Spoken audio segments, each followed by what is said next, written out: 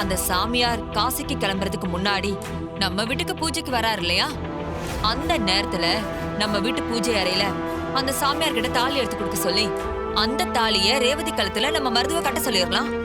என்ன சொல்ற? என்ன சந்திரா சொல்ற? இப்பவே வா, வீட்டுல வச்சு தாலி கட்டணுமா? ஆமாக்கா, சாமியார் கையால தாலி எடுத்து கொடுத்து இந்த கல்யாணம் நடந்த மாதிரியே ஆச்சு. அதே சமயம் இன்னைக்கே தாலி ஏறிடுச்சுன்னு தெரிஞ்சா அந்த கார்த்தியால கல்யாணத்துல எந்த தடங்களும் பண்ண முடியாது. அநேகமா அவன் மண்டபத்துக்கே வரமாட்டான். கொஞ்சம் யோசிச்சு பாரு. இது நமக்கு நல்ல ஜாக்பாட். இதை நம்ம மிஸ் பண்ண வேண்டாம். நீ சொல்றது நல்ல விஷயம் தான் சந்திரா. ஆனா வீட்டுல மத்தவங்க எல்லாரும் இதுக்கு சம்மதிப்பாங்களா? குறிப்பா உன் மாமா இதுக்கு சம்மதிக்கவே மாட்டாரு. அக்கா, நீ நினைச்சா அவங்கள சம்மதிக்க வைக்க முடியாதா என்ன? எப்படியாவது அவங்கள சம்மதிக்க வை. இந்த நல்ல சான்ஸை மட்டும் விட்டுறாத. அப்புறம் நாம தான் வருத்தப்படணும்.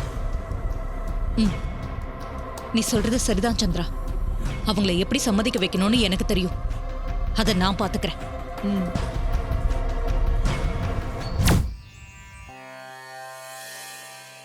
சாமி, உங்க கையால தாலி எடுத்து கொடுத்தா என் பொண்ணு வாழ்க்கை ரொம்ப சந்தோஷமா இருக்கும். அந்த பாக்கியம் என் பொண்ணு ரேவதிக்கு கிடைச்சா நாங்க ரொம்ப கொடுத்து வச்சவங்க சாமி. என்ன மாமா, வண்டி ஏதோ ராங் ரூட்ல போற மாதிரியே இருக்க மாமா. ஆமா, புரியுது. என்ன ஏதுன்னு விசாரிப்போம். ஈஸ்வரி, சாமியார் தான் தெளிவா சொல்லிட்டார்ல, நாளைக்கு கல்யாணத்துக்கு என்னால வர முடியாது, நான் காசிக்கு போறேன்னு. அப்புறம் என்ன? காசிக்கு போகணும்னு ஒருத்தருக்கு தோணிட்டா அத கூட இருக்கிறவங்க யாராலையும் தடுக்க முடியாதத்த. அதான் மாப்பிள்ள நானும் சொல்றேன். நாளைக்கு எப்படியும் ரேவதிக்கும் மாப்பிளைக்கும் கல்யாணம் நடக்கதான் போகுது. அதனால இன்னைக்கே இப்பவே நம்ம வீட்டுல வச்சு சாமியார் கையால தாலி எடுத்து கொடுக்க மாப்பிள்ளை இப்பவே ரேவதி கழுத்துல தாலி கட்டட்டும்.